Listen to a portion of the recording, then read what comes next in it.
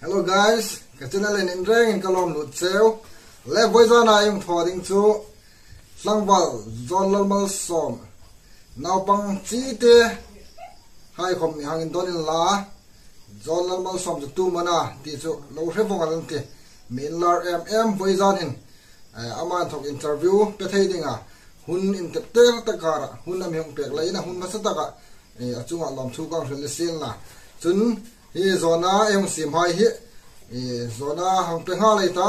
tu hin number 1 hang tanai te zona ai hang pek na ni le hang tanai te YouTube sim ding hi ilung rela ingtinam ahong ping su ka ole masataka dingin hing ang interview hu ni minei pui hi lom katia ichunga lom thu gong thilane ke hi ka hobby pakhat chu comedy stivel hi film short movies shooting hai hi kalowin nik vem ema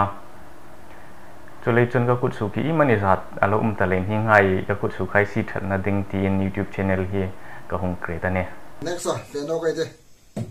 channel hi ing tikuma in dinam YouTube channel hi sang ni somparit April ninga khan ka hong hong ane lomo YouTube channel in a tira subscriber ilozong vedan mifil pek thei iti o hi question hi channel hi hong create in thokai buina masatakanya subscribers hi ke hom kalozong na sevia 1k subscribers ka em masataka 1k subscribers ka nei na dinga kan ka rule tha hai mi subscribe dingin ka khila to chun kan thalai hai mi subscribe dingin ka khil boka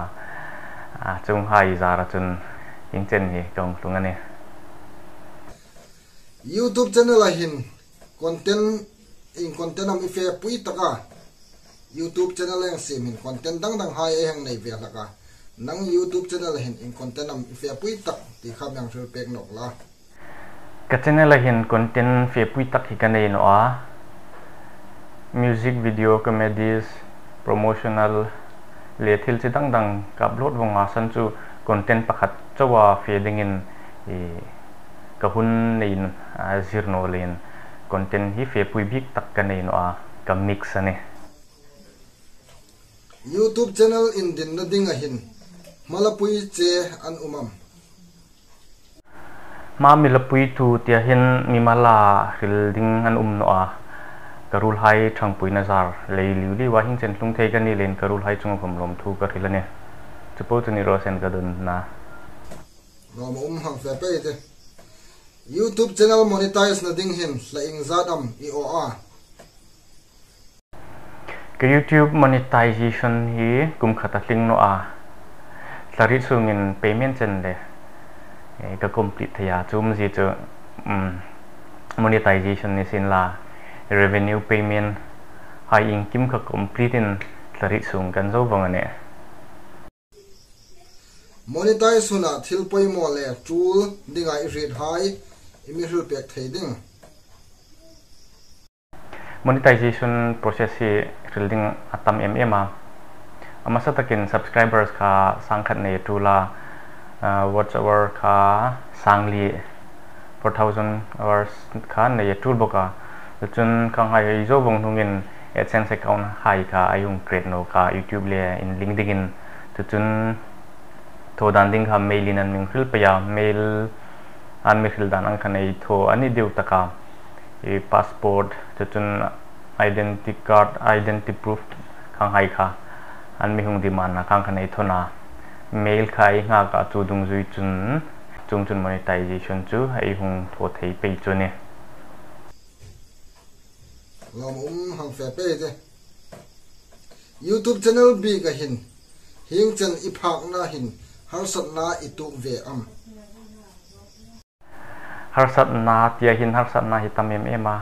ing takami hung point out no len zu answer ding ka khid no amiruk chu harsat na te hin tam taka thea I phone ringot phone chungchang ringot komin harsat na thea internet chungchang kom ni sin la chun video sim chang komin mood off chang ma khang hai kom harsat na hung nia chun monetization kom harsat na tam ema chun hater sai chung cha khom har san na ta ma rule pai khom ni sin la comment ring ot chung cha khom har san na hitam len a ing ta kam khil ding ka ri no len kapo ka don theina ni rosen abigin any mar youtuber site ta dingin view le subscribe ai how theina dinga i rit hai mil pek theiti views le subscribers how theina ding chun chu mi en num zonga video sim kha apoi mo tak te chu ka khil theini rosen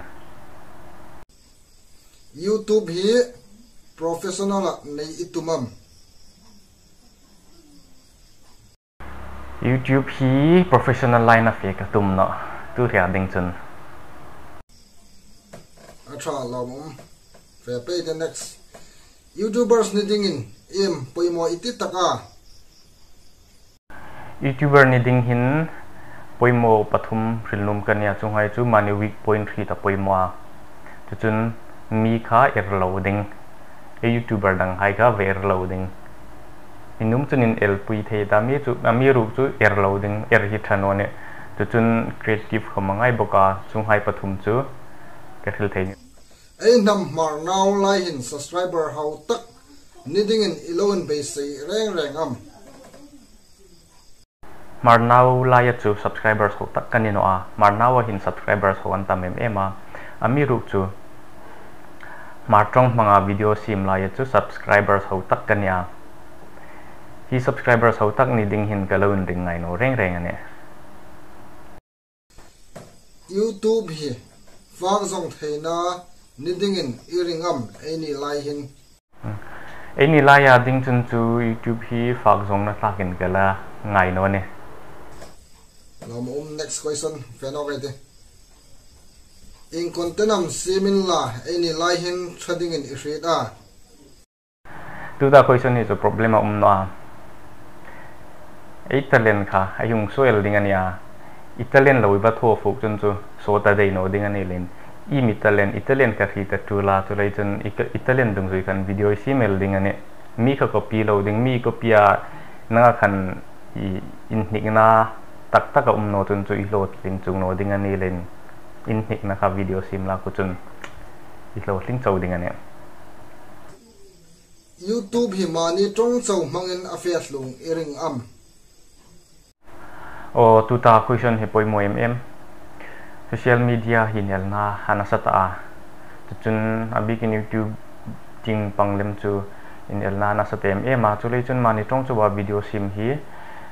any laya context ding chun chu la harsa san chu community chidang khomai ni lein mi hai namdang hai en num zonga video sim khoma poimo ding ani lein an ni hai tong khoma mang chang umata chun namdang hai van pol pui bahau hlim pui chang kom dingani len hi chung chang hin chu video creator hai mo purnan in kahit YouTube hin in kong inam sumai lam theya enter ding in like subscribe til dang ain thokin sum ai lam theya chu hai chu asum lam na ing tinam ti mi hil pe thei dingam YouTube hin sum mai mun tak chu ads khania advertisement kha skip thaya hai khamo an hung skip phale moding ang ai hung hutangai noa ka khai mu na takani lei khan na theram chun chu skip lo kha lo tum rameta chun company haya in thokomin advertisement nei nei thopik thaya a hloma zonga percent khai lo fak lak khang hai phom khan sum mu thei ni boka adang hai chu ka thongai no lin hipo hi ka thil thei ni rosen thildang dewa fans tam tak ineta fans hai ahin thil hrit chak ngoi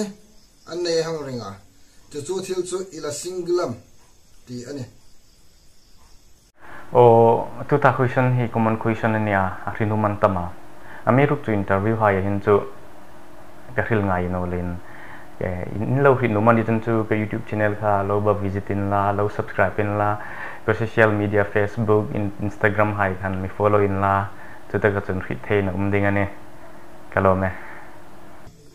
ai nam hi en chu rule talk in freedom YouTube le in zulin tu da question hi social media khom manin sel na rop ani khima eni nambing na ding in zu khullang subscribers ho tak khom ke hi ka hung ne la elan thang no mai YouTube ting pang hin chu lei chun